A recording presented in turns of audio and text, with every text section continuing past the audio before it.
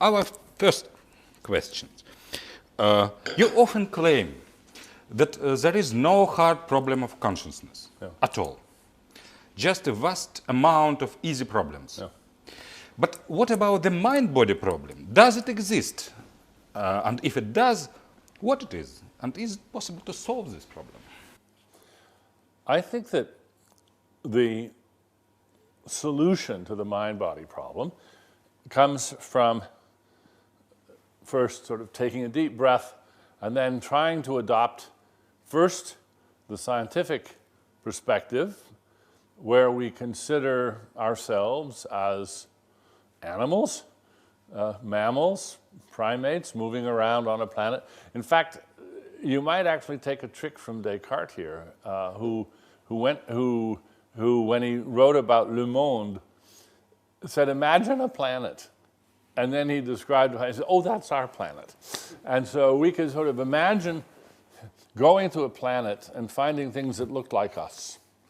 And so we're coming at them from the outside.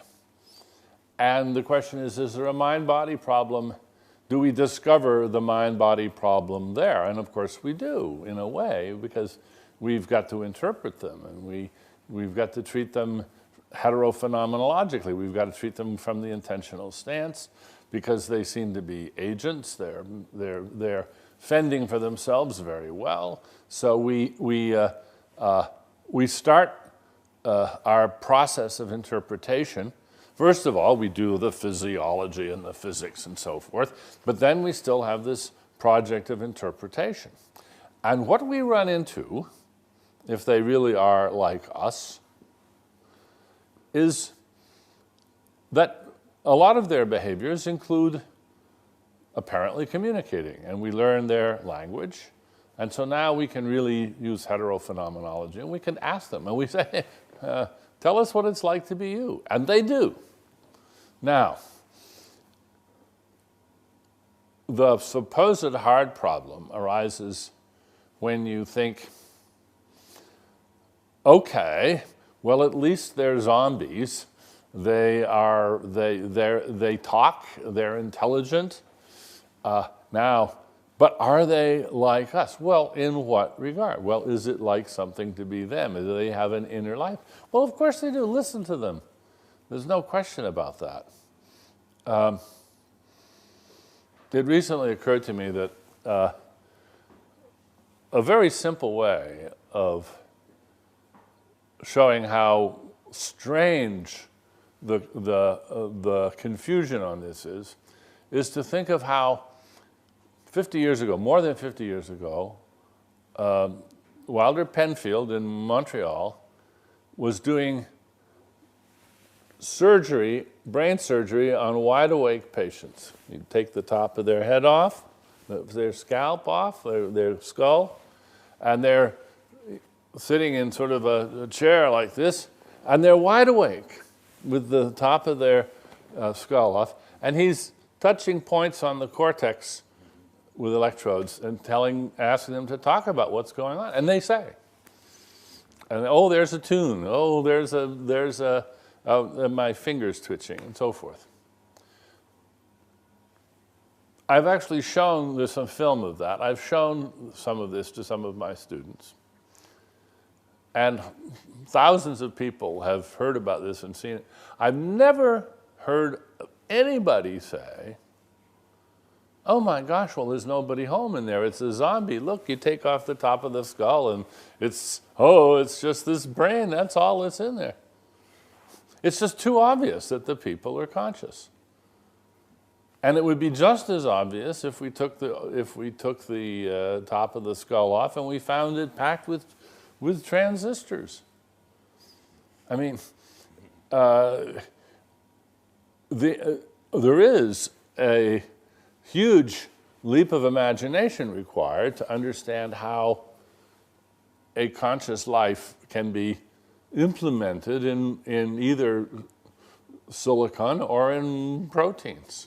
But it can, and in a way, Penfield's that's the proof of this right there. We know that that's the machinery that does the job, and the idea that that there isn't a mind there, I think is actually subtly incoherent. Because these supposed zombies, if you try to imagine a zombie, you have to remember that by mutual agreement, the philosophical definition of a zombie is somebody who's behaviorally indistinguishable from a human being. In other words, he's good company, laughs at jokes and has preferences, and you can engage such a zombie in indefinitely iterated recursive self-reflection. I recently wrote a bit which will come out in my next book where I invite readers, if they really want to imagine a zombie, to read a novel by Jane Austen or by Nabokov or by J.D. Salinger and try to imagine that this is actually the novel, A Story of a Zombie. And I made a little discovery when I tried to do this myself. As you know, novelists have different perspectives they can adopt. There's one called omniscient author who can go into the minds of all the characters and say, and then she wondered whether, and so forth. And then there's the first person narrative novel, like, say, Moby Dick, where the whole novel is told through the mouth of one character, Ishmael, or The Catcher in the Rye, J.D. Salinger. Holden Caulfield is this teenage boy talking to you. And I pointed out that, curiously, a first-person narrative novel is easier to imagine as a zombie novel than an omniscient author, because you're just seeing the behavior, you're just hearing the voice. Whereas the omniscient author purports to be reading the minds of all the characters. And in fact, of course, the author is, we do read people's minds in that way. What the novelist does is only an artful extension of what we all do, namely we imagine what's going on in other people's heads. And we can test that imagining as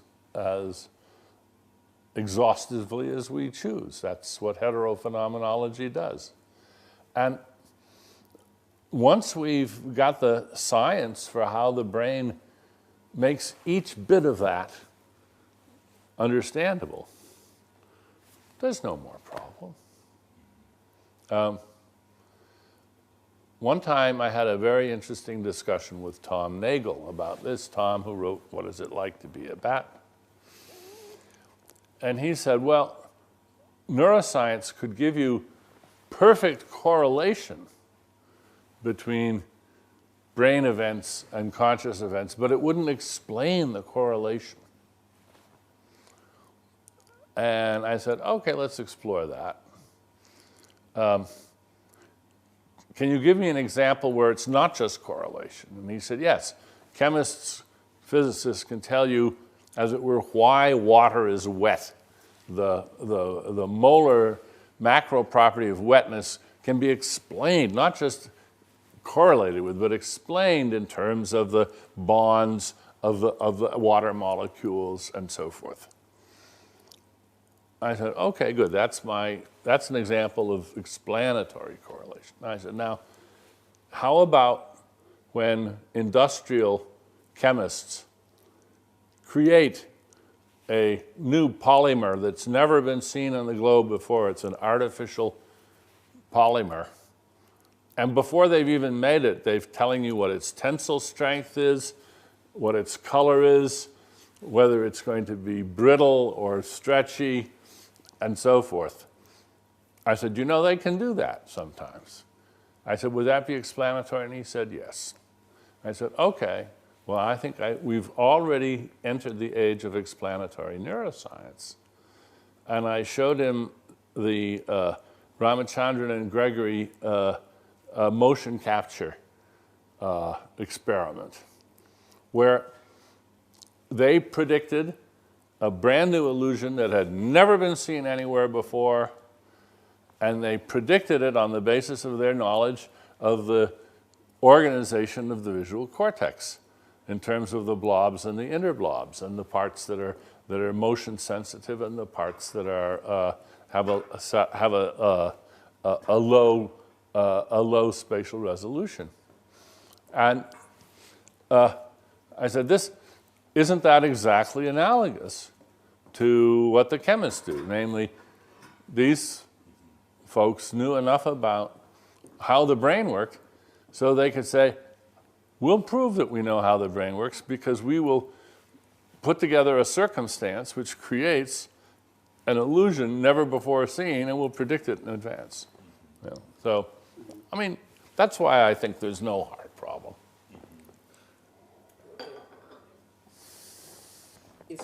By the way, I've got that here, and I'll show it to you later if you want to see. Yeah. To see what you're talking about. Yeah. I recall from Sweet Dreams you say that reverberation or the echoic system is what makes the core feature of consciousness. Yeah. And the book has been written 7 years ago. Yeah. So in the recent studies on animals or on child development, have you got any information or any empirical facts that would shed light on who does have that capacity? There may well be such evidence, but I haven't particularly had it drawn to my attention. I haven't seen it, but I think that we're seeing a rapid development, which I wish I'd been able to put it in these terms when I wrote the book, but it seems to me to fit beautifully. And that's the new interest in Bayesian predictive coding in the nervous system. That seems to me to be an implementation of this echoic system very clearly, but except for one wonderful detail, and that is that you might say it's the non-echoic system.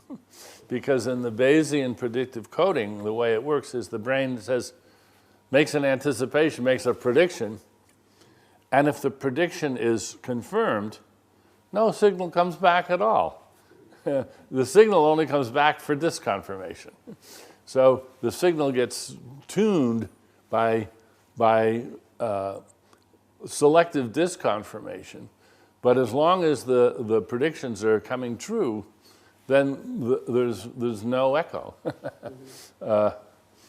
I have an example just to give people the flavor of this, how this works. I said,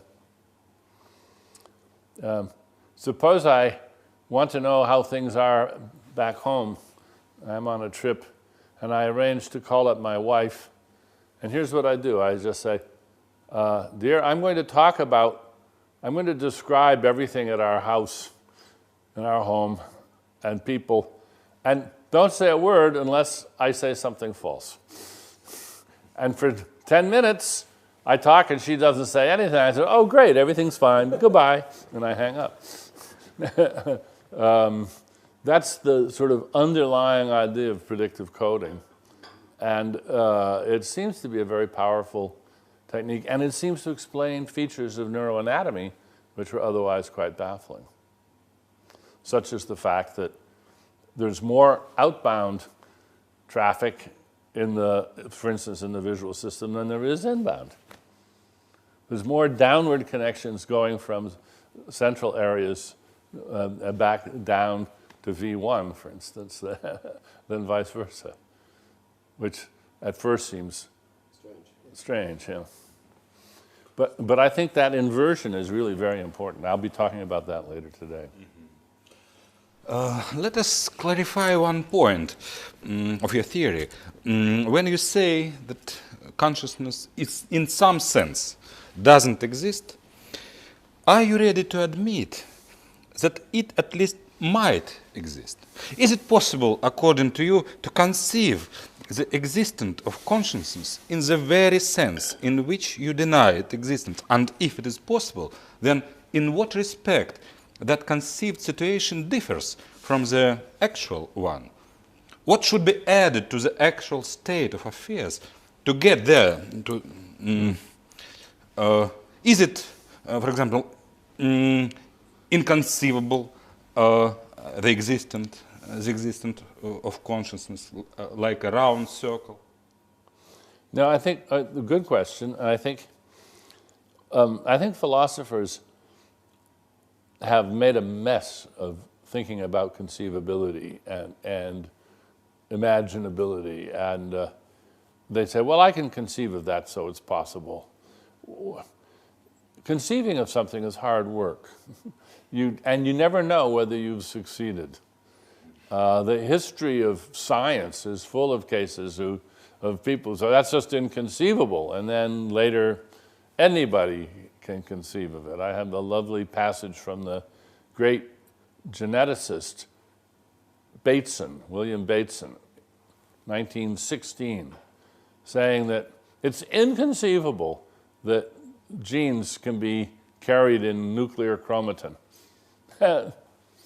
Well, he simply could not imagine a 3 billion codon long double helix in every cell. So it turns out 10-year-olds can conceive of that just fine now, but he couldn't conceive of it. So we have to be careful about what's inconceivable, or what's conceivable for that matter. So I think the question of can I conceive of there being this extra consciousness? In one sense, sure, it's easy.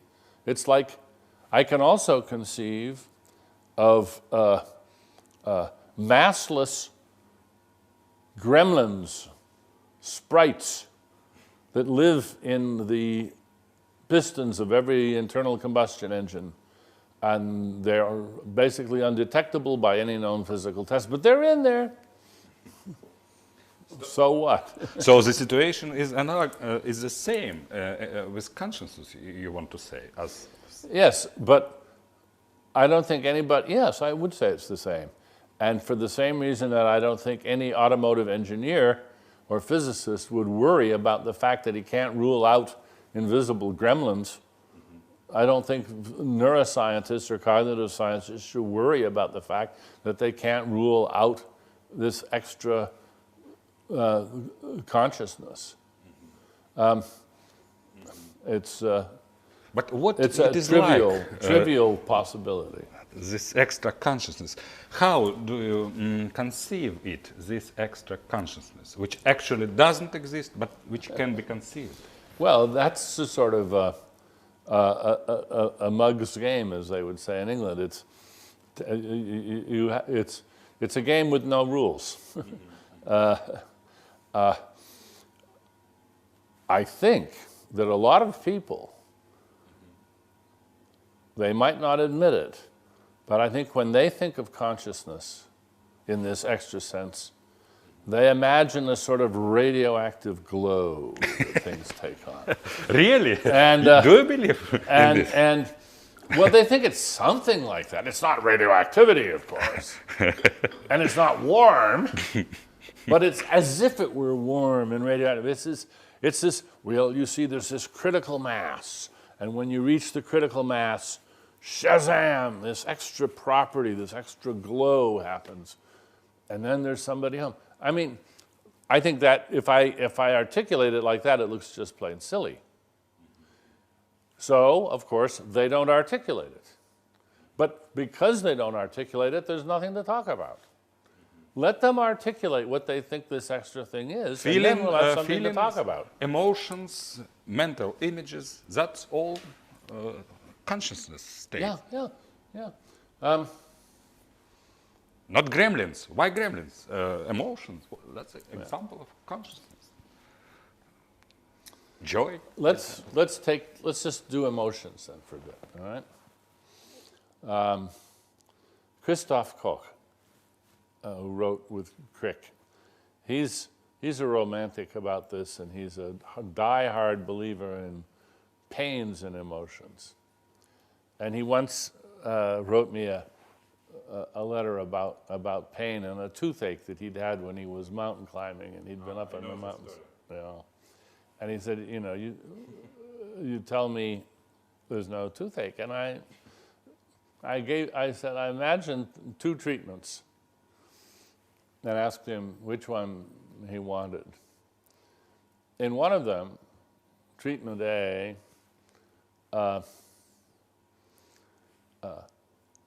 he's no longer distracted. He can think about anything he wants to. He's not obsessed with anything in his teeth. He's as good as he's cheerful. He can conduct his life. But, I say, his tooth is in intense pain all the time, whatever you think that means. And in treatment B, he takes that pill, and the pain is completely gone from his tooth. But he can't stop thinking about his tooth. He can't read. He can't enjoy food. He can't make love. He can't have any pleasure in life at all. But there's still, but there's no pain. I said, now, which condition are you talking about here? And he thinks that, no, you see, here's where I really do think there is something as simple as an error of subtraction going on. You have your image of pain, your folk image of pain, and we start subtracting things. We take away the distraction. We take away the negative effect on performance. We take away the interference with pleasurable activities. We take away. And people think, okay, but you haven't taken away the pain yet. How do you know? I think those are the little problems that add up to the big problem, and there's no hard problem that remains. But of course, your website talks about the hard problem, so you're taking this seriously. In our previous interview, by the way, you said very interesting thing that you said that you cannot conceive again that I am a zombie as regards my mental imagery, provided I can combine D letters, D and G, into umbrella, your lovely illustration. Yeah. I managed to do that, and so you were sure that I was not a zombie. I had mental imagery. Mm-hmm. You are sure that I have had and have mental images. Then, however, after that, in that interview, you said that these images are better treated as structures, not as pictures. So it seems that you can conceive that I have no mental pictures. But as a matter of fact, I have them. I have them, these mental pictures. So I conclude that you can conceive, after all, that I am zombie. If by zombies in mental imagery we would understand subject without mental pictures. Is it right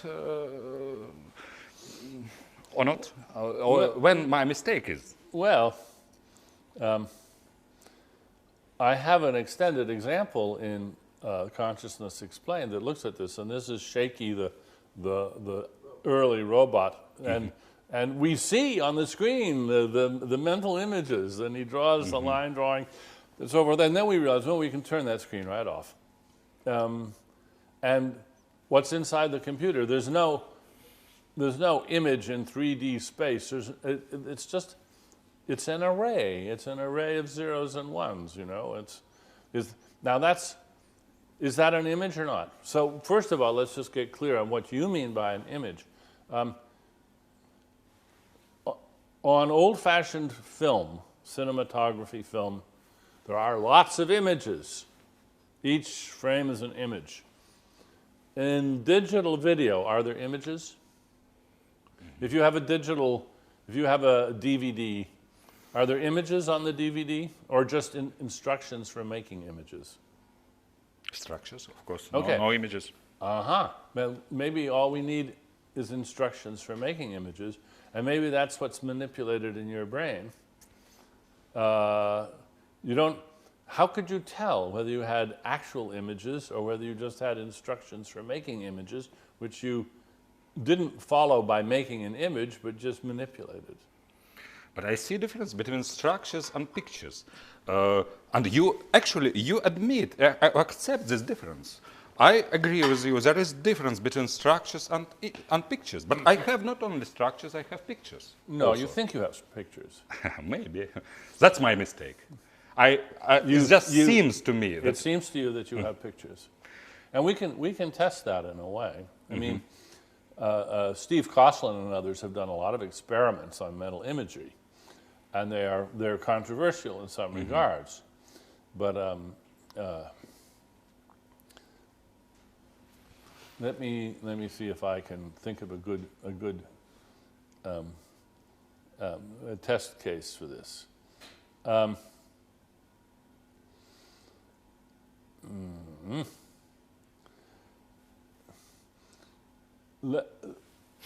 Here, I want you to imagine this cup. And I want you to close your eyes and imagine the rotation that it goes through as I turn it this way, and then when you can see the handle coming out on the other side from behind the cup. I want you to imagine that in some detail. Badly. Well, okay, but the fact that it's hard, if you really had images, that shouldn't be hard. Why? I have images, but they're weak, faint. All right, so they're weak, faint images. Yes, of course. And they have a property that no regular image has. Namely, they can simply not go into some topic at all. Quick. Imagine a pirate of the Caribbean. Okay? Did he have a wooden leg?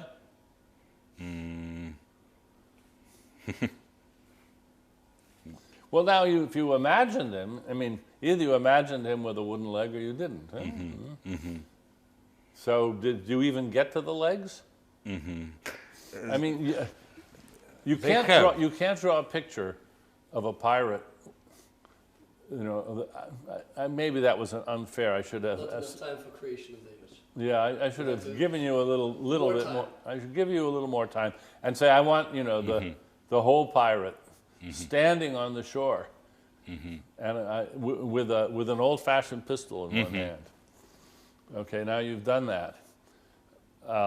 Imagine him in a lot of detail, and I can start asking you questions like, can you see his belt? Does he have a belt on? How about his shoes, or is he barefoot? And you realize that you just haven't gone into that. But if you draw a picture, the medium demands that you either obscure that area or that you settle it. In fact, this is one of the important things about images.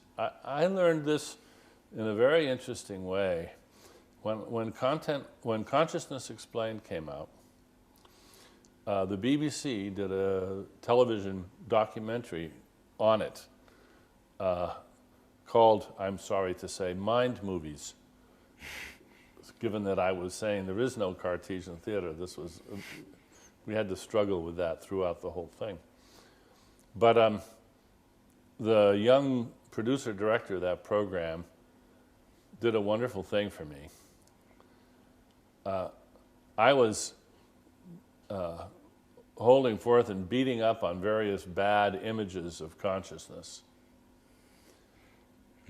And she said, okay, I see those images are wrong. What's a good image of consciousness look like, of the architecture of consciousness?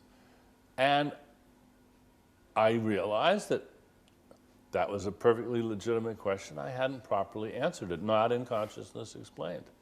And then I developed a series of images that I used in talks at her provocation. And one of the things, if you have to draw it, you are obliged to settle, even if temporarily and defeasibly and without making any strong commitment. But you have to ask yourself lots of questions you don't have to ask otherwise. And I think mental images are structures that you never really have to settle those questions.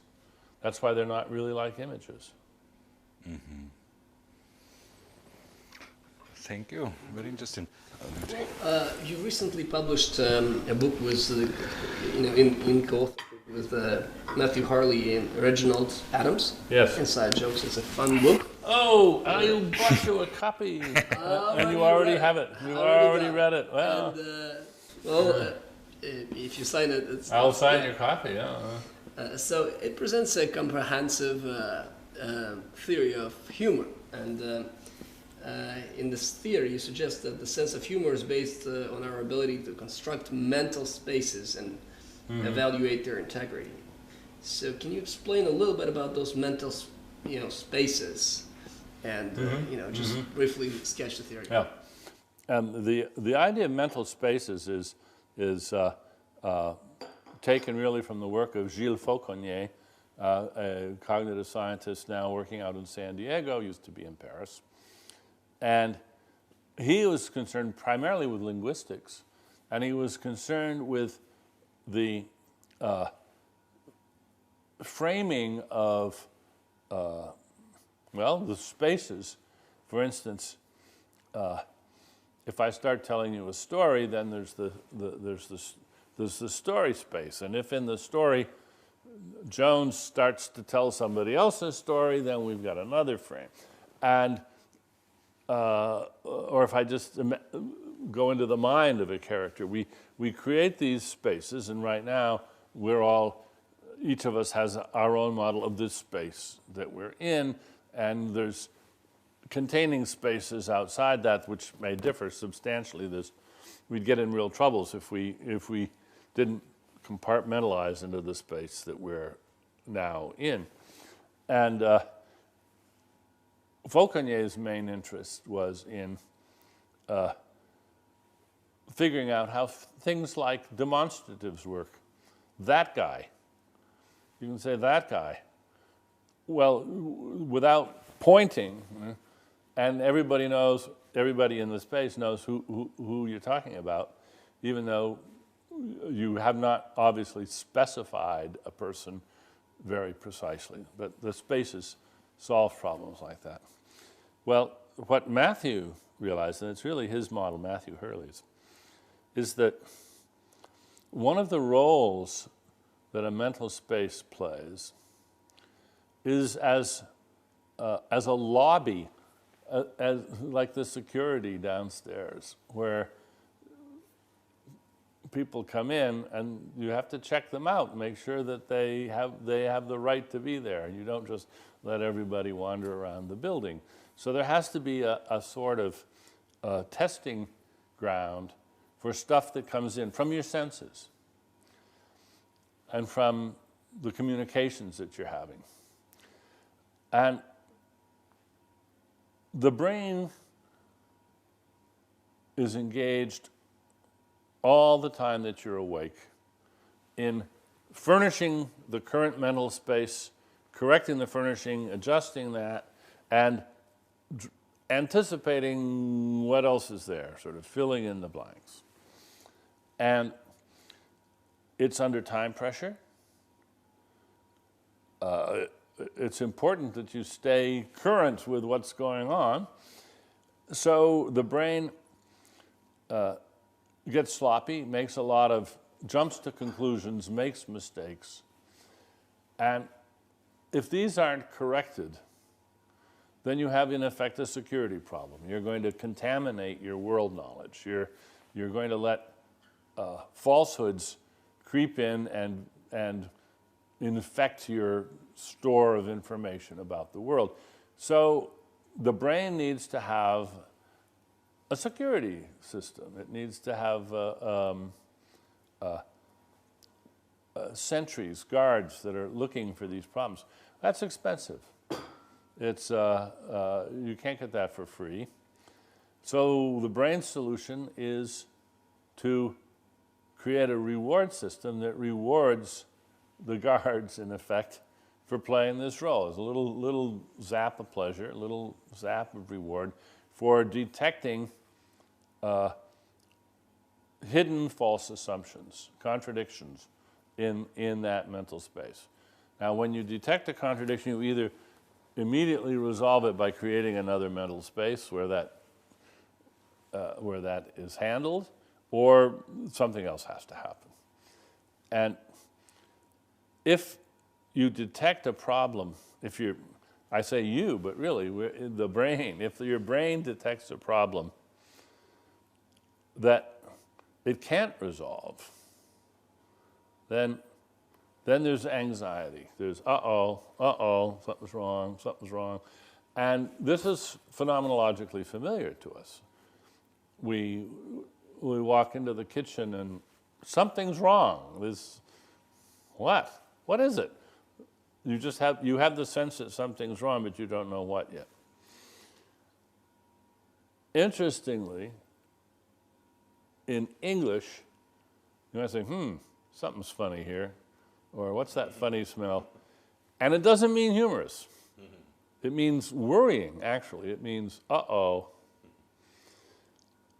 Then, if you get resolution, if you see what it is, and if that comes at the right time lapse, very quickly, then that initial momentary creates a sort of springboard. I call it the Huron trampoline, because David Huron has a similar theory of music, the brain, that the tiny micro anxiety of detecting an error then intensifies the little jolt of pleasure that comes right after it when everything's all right. And so the basic moment of humor in the Hurley model, which we defended at length, is the discovery of a potential source of anxiety in the form of, and whenever you make a mistake, that's cause for concern, but swiftly resolved, and then you get the little aha. And it's closely related to the aha phenomenon, the joy of discovery, but we think it's significantly different, and that's why when people solve a puzzle or a riddle, they sometimes laugh. They find it sort of amusing, sort of. So there's this sort of gray area between problem solving and probably no accident that a lot of jokes are riddles. It's the sort of cheapest, most formulaic type of humor is a riddle. Children catch on to riddles very early and love them. But there are much nicer forms of humor than riddles. What about the phenomenon? Why is it not so funny? When you discover, there's a motion and you suddenly know there's no motion, why wouldn't you laugh? Which phenomenon? P phenomenon. Oh, the phi phenomenon. The motion of the dots. Yeah. The one that you color phi. Yeah.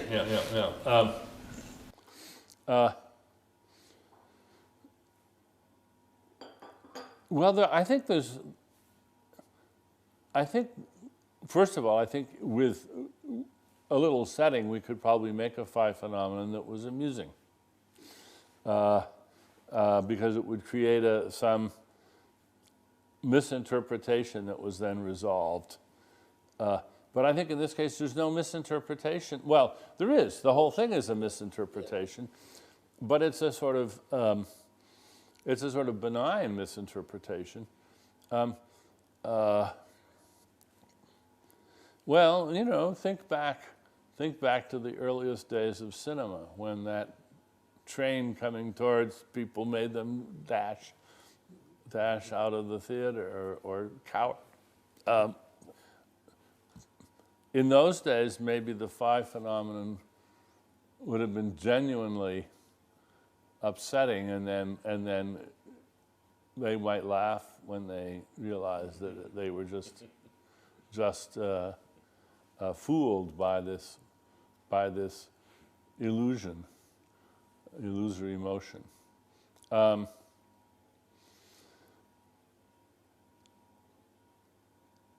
Lots of things one of the challenges that we put out to our readers is we've given quite a careful and explicit list of conditions.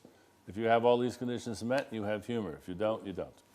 So now that leaves us wide open to two kinds of counterexamples, phenomena that meet our conditions that manifestly aren't humorous, aren't funny, or, of course, the alternative, something that's as hilarious but doesn't meet one of our key conditions. We haven't had to revise the model yet. We're waiting. You actually use the word qualia many times, and a few times you say, you know, it's in quotes, but what do you mean by qualia, and why do you use that technical term? I suppose I was just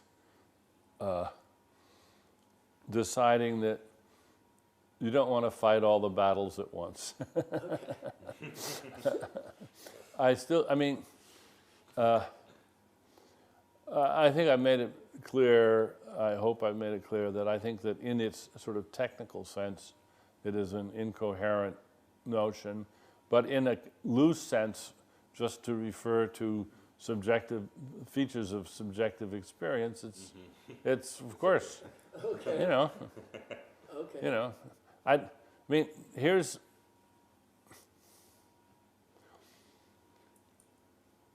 I've thought a lot about a sort of generic problem that philosophers face, but not just philosophers. I'll be talking about it later. Wilfrid Sellars makes the distinction between the manifest image and the scientific image. The manifest image is everyday stuff, the stuff we all are familiar with, and it includes colors and sounds and furniture and free will and other minds and possibilities and dollars and rubles and tunes and so all kinds of things which are very hard to say what they are in terms of atoms. And then the scientific image is about molecules and atoms and so forth. And what Sellars says, I think I simply agree with it. He says that philosophy considered abstractly is the attempt to say how things in the broadest possible sense hang together in the broadest possible sense. That is, how do the manifest things, colors, smells, tables and chairs, tunes, how do we fit them together with the things in with the ontology of the scientific image? And nothing goes smoothly. People try, and you get eliminativism of one sort or another. Right now, for instance, I am really on the warpath about free will, because there's a veritable chorus of neuroscientists who are saying free will is an illusion. I mean, exactly in those terms, free will is an illusion. And I said, well, I just want to calibrate your view. I want to know, is solidity an illusion Are colors illusory? Are dollars an illusion? Is poetry? Just tell me what your answer to those is, because I want to know what you're saying when you say that free will is an illusion. That's usually not a good way of resolving the difficulty between the manifest and the scientific image. Usually a more complicated but more nuanced story is better. It's the problem that I originally discussed years ago when I imagined we come across these people who talk about fatigues, where we talk about being tired and they want to know what fatigues are. And we think, well, that's not a very good ontology, but we neither want to be compelled to take fatigue seriously as items, nor, however, do we just want to say, there's no such thing, because in their world, these things loom large. Okay, so now in those terms, if we use qualia just as the generic label for subjective properties, without any more ideology than that, then of course there's qualia. Pains are qualia, tastes are qualia, aromas are qualia, colors are qualia, sure. Now, but the term qualia has been trumped up and beefed up and inflated by philosophers into a term of art, a technical term, which I think nothing answers to that at all.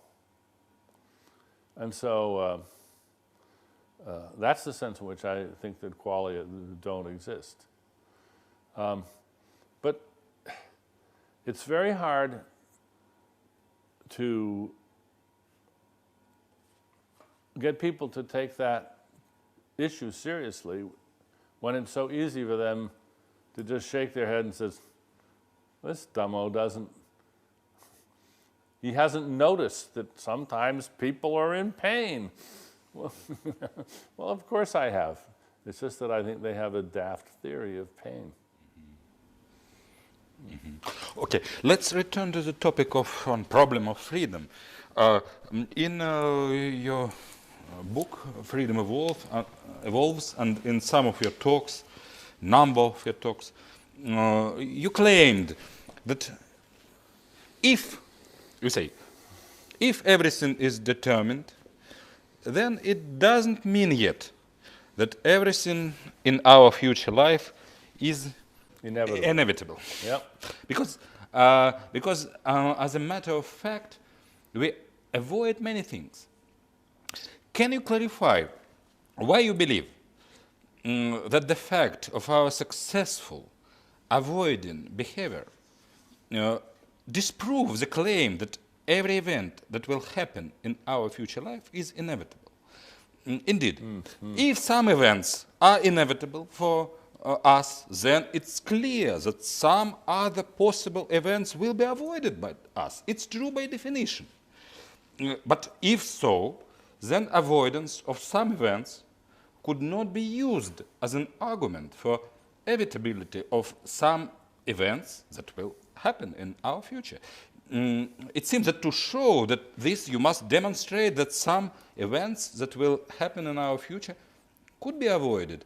And I'm interested how it's possible to do this. Well, first of all, I think that you yourself have seen how difficult it is to articulate the thing that you're interested in talking about here. Because events that are in our future, if they really are in our future, then of course they're not going to be avoided. Because they will happen. That's what it means to say they're in the future. People sometimes say, well, you can't change the past, but of course we can change the future. No, what does that mean? You can't change the future. The future is what will happen. You can no more change the future than you can change the past, if you understand the future in that way. Now, if you understand the future as the anticipated future, as what seems to be likely to happen, given our current knowledge, then of course that is changeable. That's the whole point.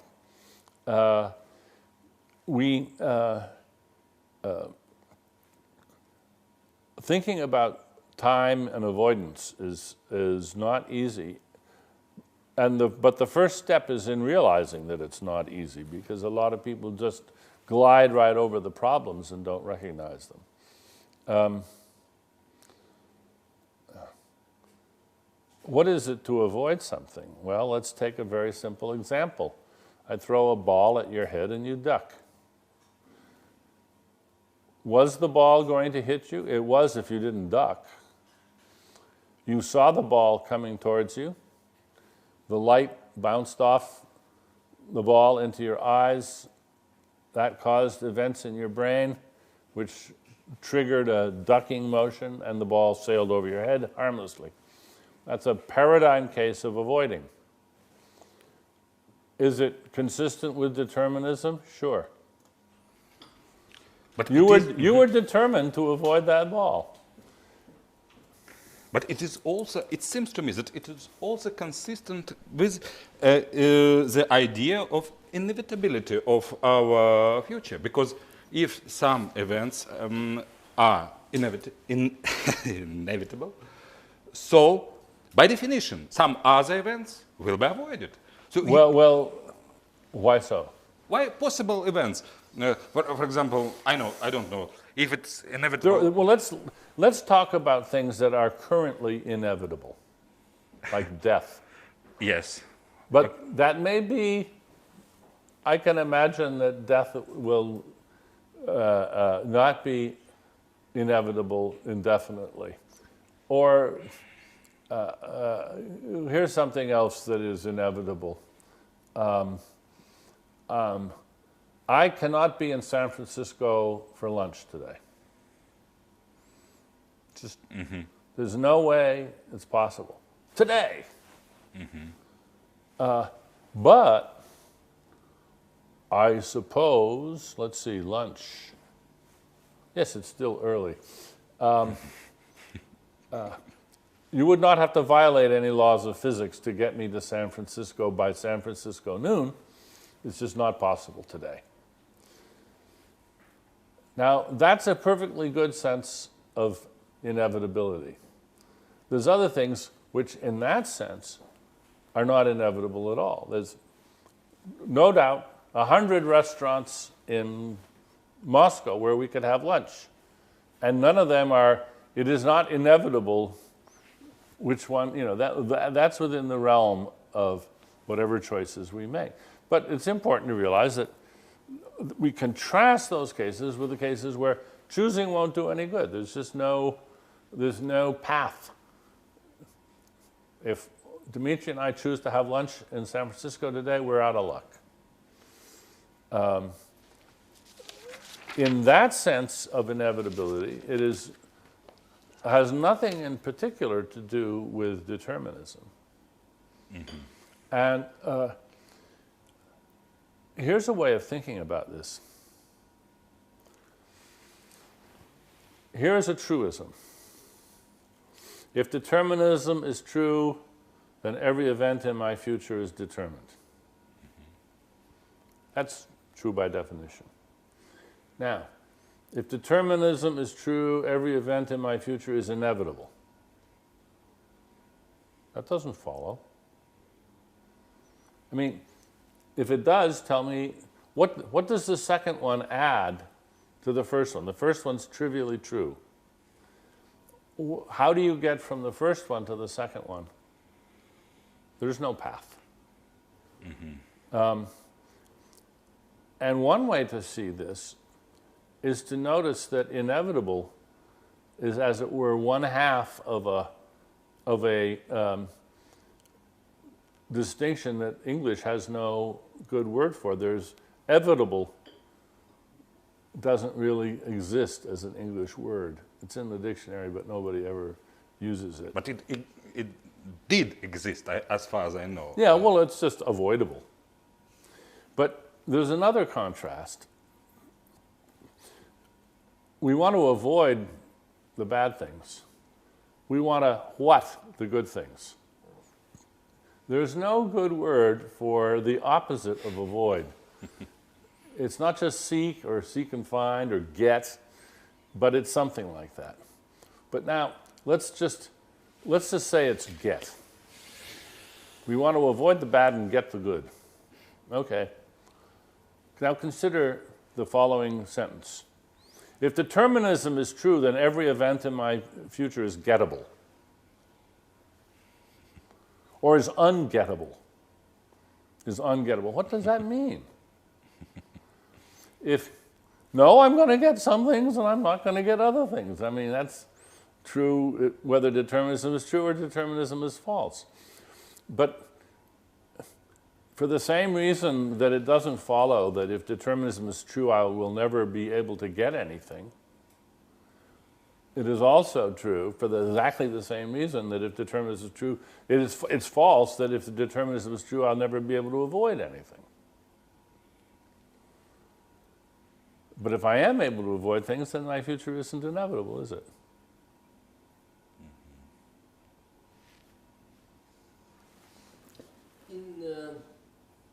In many of your books, you sketched briefly your theory or concept of morality. For instance, in Darwin's Dangerous Ideas, you have a chapter devoted to the origins of morality, and in Breaking the Spell, you have a chapter devoted to a relationship between the religion and morality. Can you express, briefly, what would be your, main ideas about, ethics, morality, and what is good? Yeah, first of all, let's start with what isn't involved, and that is we don't need God or religion for morality. Maybe there was a time when we did, but we don't need it now, and in fact, for several millennia, people have figured out what is right and wrong, and then very conveniently, that's what God's told them to do. Nobody would live with Old Testament morality today. That would be viewed as a nightmare. We've learned that slavery is bad, that wife beating is bad, that many things that are not only tolerated but encouraged, commanded in Old Testament morality are now reviewed as crimes.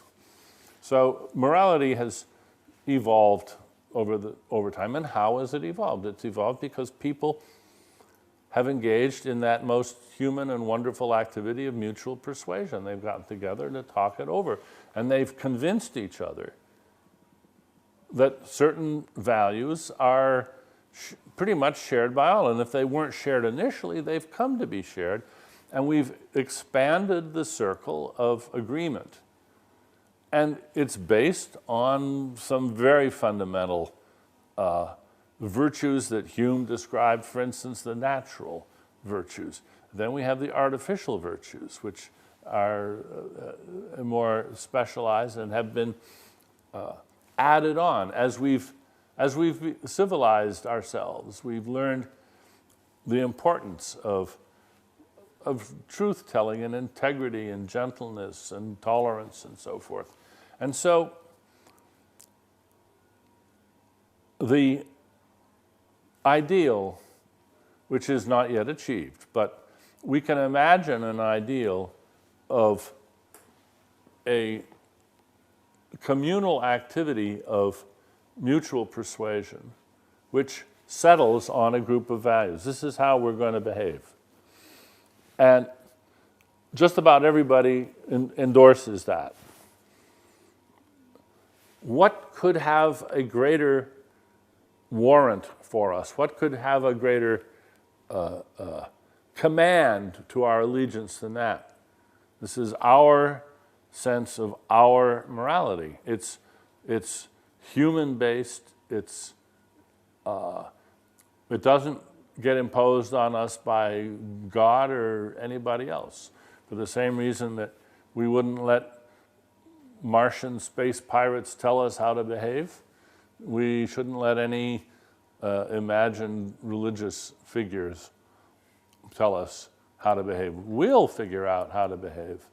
We'll trust our intellectual equipment and our inbuilt sense of affection and friendliness and a sort of default pacifism, which I think runs pretty deep. And that's the best we can do for morality, and it's plenty good enough. I think it's a lovely project, and I think it's very well done. He's a very smart fellow. I like it a lot. I have one sort of quarrel of emphasis, and that is violence is way down, and many of the most horrific things that people do to each other we're getting better and better at not doing it. He's right, and it's stunning. It's because it's so initially counterintuitive, but he's got a good account of both why it's true and why it doesn't seem to be true. But he doesn't devote, I think, enough attention to subtle oppression and subtle manipulation. Right, we're not being marched at spear point to work. But many people are in a different kind of slavery just to stay alive, and they are exploited by bosses or by the system. I think we should recognize the subtle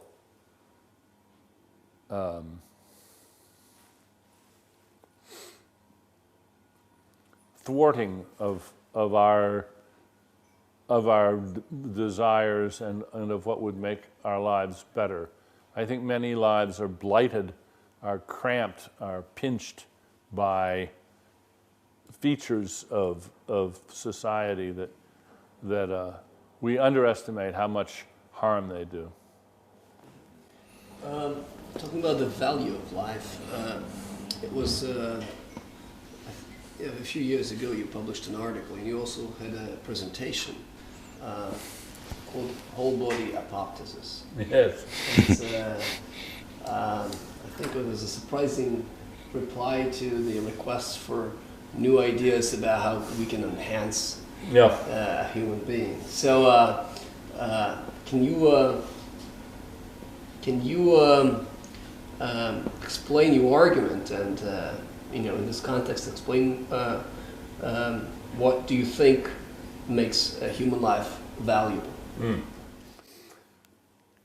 Well, as you say, there was a magazine, a design magazine, that wanted to do a special feature on imagined adjustments to human beings, Homo sapiens 2.0.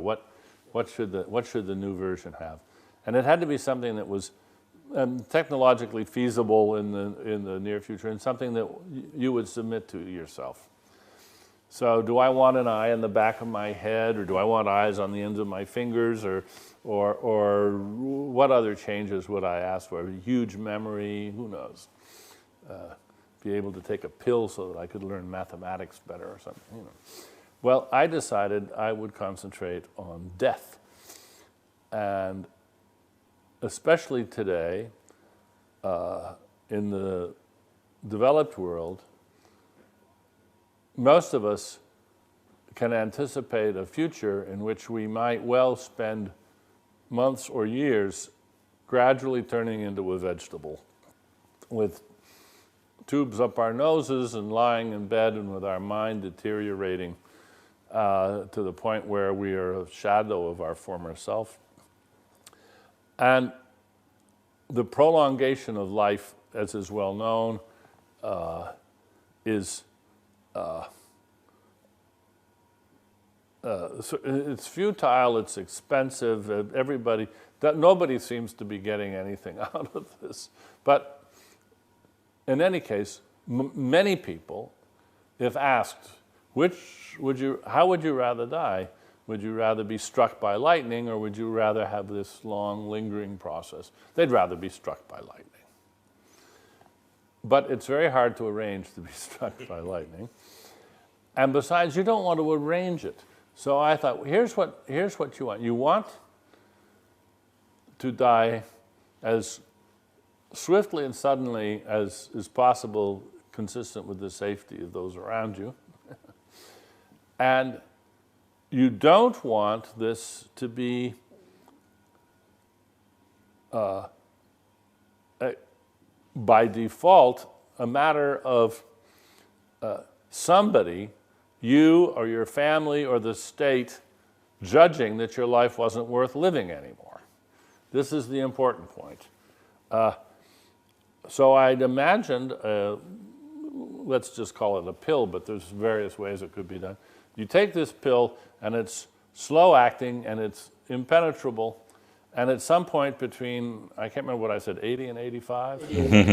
85 and 90. Sometime between 85 and 90, you will simply just drop dead. Boom, like being hit by lightning. You can't predict it. Immediately it was suggested to me, you want to build in like a 20-minute warning. So you can get off the highway, so that you can pull up your pants, so that you can call your children, whatever. So let's build in this so you have, but very short. I say half an hour maximum, no more. So at some point between your 85th and 90th birthday, suddenly the alarm will sound, and you will know that in half an hour you're going to fall over dead. Make whatever preparations you want for that. The key to this is that if you like this idea, the price you have to pay for it is that it will cut you down while you're still healthy. That's a problem. And so the only alternative is a system which many people think they prefer, and I try to show them that they really shouldn't prefer it, where they get to prolong their life indefinitely until they decide it's no longer worth living. But what that means is that they end up spending the last part of their lives measuring the value of their own life constantly. Am I feeling rotten enough today? No, I think I might enjoy watching one more television game show. And, of course, everybody around them is going to be sort of looking at their watches and wondering and thinking, is Grandpa's life still worth living? The old friend of mine, late great philosopher Kurt Beyer once said, Socrates says that the unexamined life isn't worth living. The over-examined life isn't nothing to write home about either. And I think that's a wonderful, wonderful comment on life. The over-examined life. I want to avoid the over-examined life. And it's very interesting that in today's world, especially with Twitter and Facebook, a lot of people don't seem to realize this. And they seem to think that the point of life is to have your life under constant review and analysis and evaluation, and as if you can't eat a meal without asking yourself, where on this scale of all the meals I've had in my life is this rank? Is this the best, the second best, the 17th best? And is she a 10 or a 9.5 or an 8 on the haughty scale. If you go through life, evaluating everything, in your life, if that's all you're doing, then that's all you're doing. And that's a terrible way to spend your life. And especially at the end of your life, you shouldn't be oppressed by the issue of whether your life is still worth living. You should be just living your life and let the lightning strike when it does. At least that is my conviction. So I described a system which I would submit to. But I point out in the article that I would not want to impose this on anybody. So if consensus could not be brought about on this, then we're just stuck with the system we have, and I would not want to impose it. That's very tricky. We may be stuck in a consensual bind that we cannot escape from. And then individual people are just going to have to take it upon themselves. But I think, in fact, that this is going to be a serious problem. I think that people are already beginning to feel the pinch, the pressure. Old people who are confronting the economic fact that they have an estate they would like to leave to their children and grandchildren, an estate which will be completely exhausted taking care of them in a vegetable state unless they do something about it. And the figures about, I think, something like 75 or 80% of all the healthcare costs in America are spent in the last 6 months of life for people. I mean, that's obscene, that's ridiculous. And so there's already social pressure. It's not a pleasant social pressure. I think old people are beginning to feel that they've outlived their welcome. That's not a nice way to feel. But we're going to have to realize that if you don't want to feel that way, then you could arrange something which takes it out of your hands and out of your family's hands and out of the state's hands. You could arrange to be struck by lightning. You're a well-known atheist, and you put a lot of effort in fighting religion, but maybe one of the reasons why people commit to religion is life after death.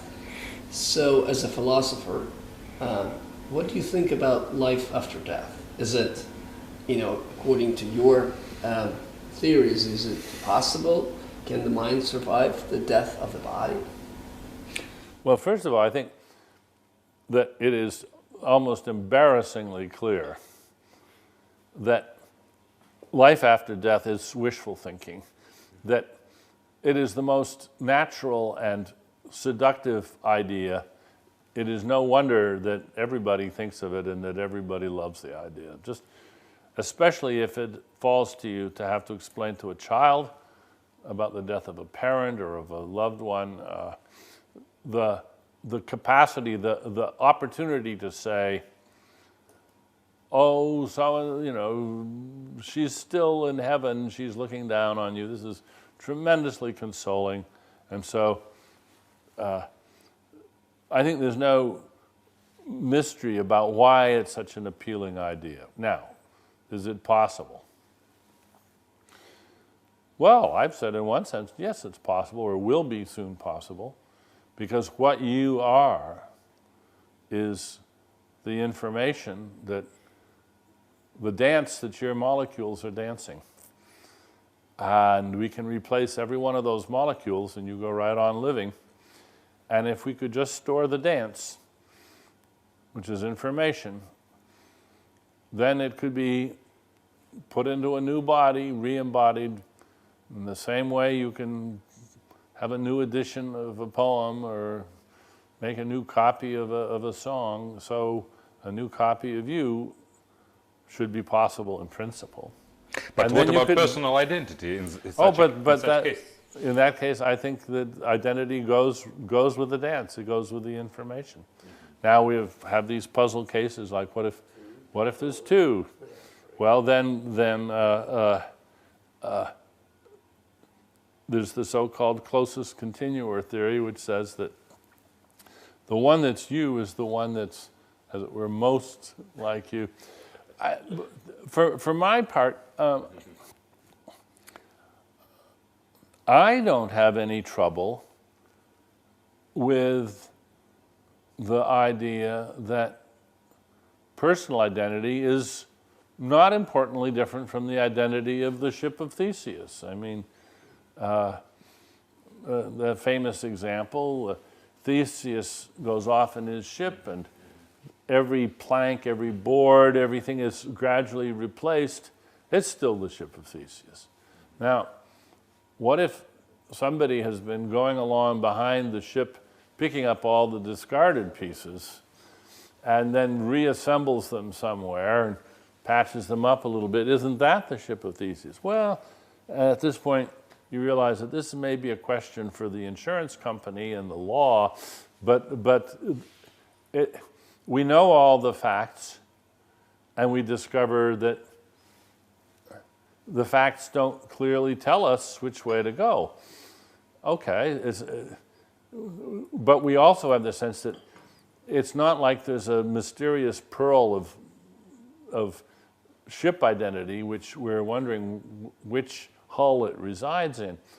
And I think we have to come to the same realization about personal identity. The idea that there's this little magical ego thing, which is either there in one of them or in the other. We just have to abandon that idea and say, no, there's no reason to believe in that sort of an entity. It's very tempting to believe in it, but there's no reason to.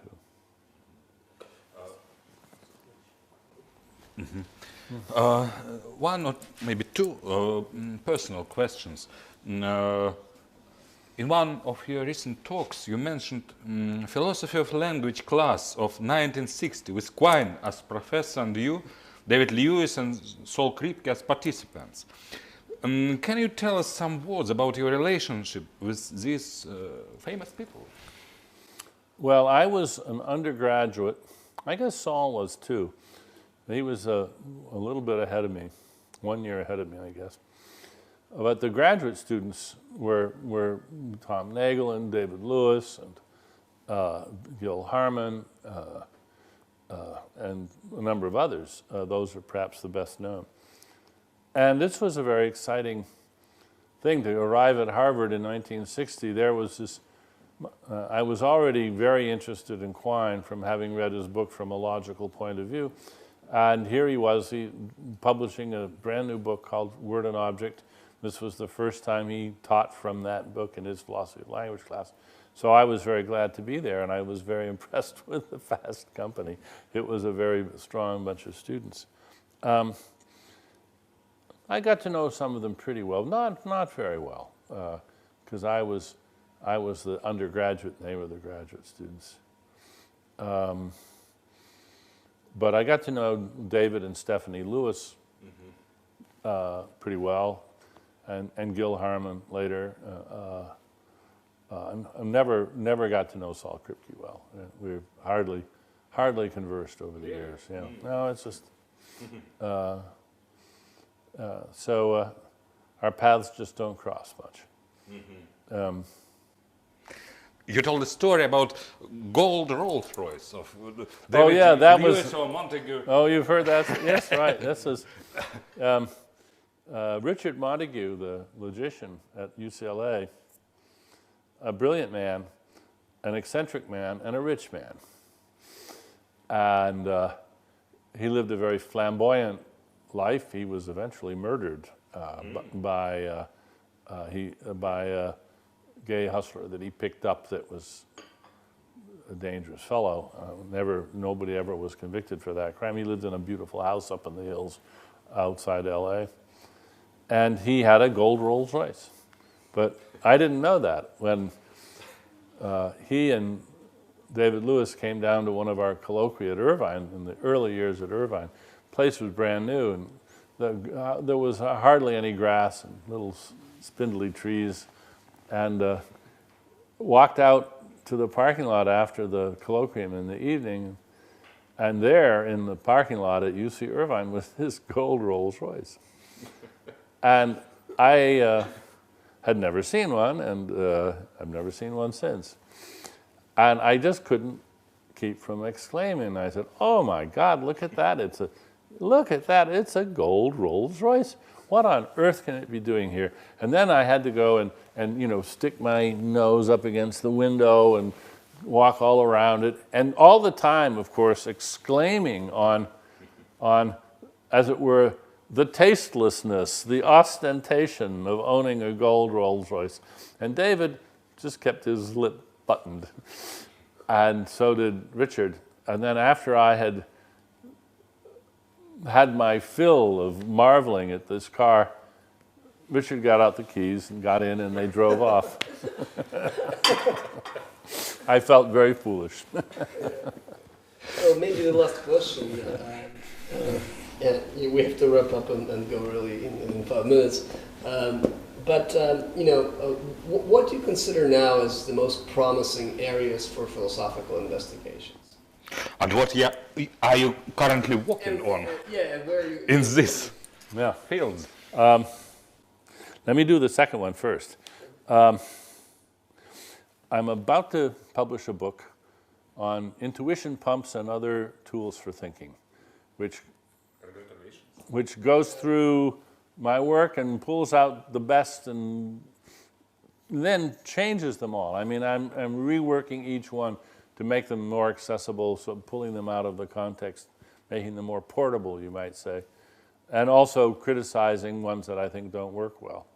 I've had a lot of fun doing that, and it's in the hands of the publisher now. So I think it won't be out till after Christmas, but we'll see. We'll see how it goes this summer and fall.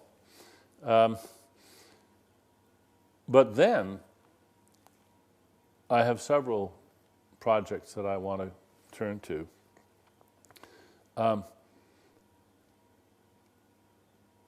One of them has to do, as so often before, with what you might call the computational architecture of consciousness. And I've taken on some new ideas which I haven't fully digested and haven't figured out quite how to handle them. One of them is Bayesian networks and predictive coding. Another one is making more sense of the idea that although the brain is a computer of sorts, the parts of which it is made are very, very unlike the parts that a laptop is made of, in that they are extremely individualistic. 200 billion neurons, and there's no two alike. And in fact, I've become impressed with the fact that every neuron in your brain is a direct descendant of single-celled organisms, single-celled eukaryotic organisms, sort of like amoebas, and that they fended for themselves for 1 billion years on this planet. So they have a lot of know-how, a lot of competence in their ancestry, and I think that it can be harnessed in the brain, and that if you start thinking of neurons as an imprisoned workforce, but with agendas of their own, they have to survive, and it's not, sometimes I joke about this, I say the traditional models of computation, it's this sort of Marxist world, from each according to his abilities to each according to his needs, and you never have to worry about needing more things. You've always got a meal, you've always got the energy you need, whereas the brain is a more anarchic circumstance where each individual neuron does in effect have to worry about staying alive and increasing its influence. And when you start thinking of neurons as little selfish agents that are living under very restricted circumstances, then I think you get a very different idea of computation. So I'm trying to work out, I have some colleagues, postdocs that are helping me think about this.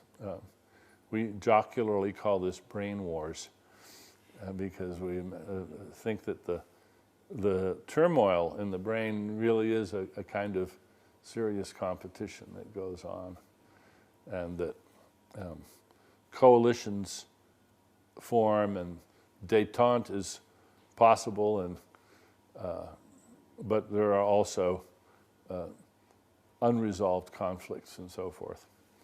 So I have to work out some more of the implications of that. That might turn out to be a crazy idea, but for the time being, I want to push and see what I can make of it. Thank you. Thank you very much. Thank you very much. Well, thank you.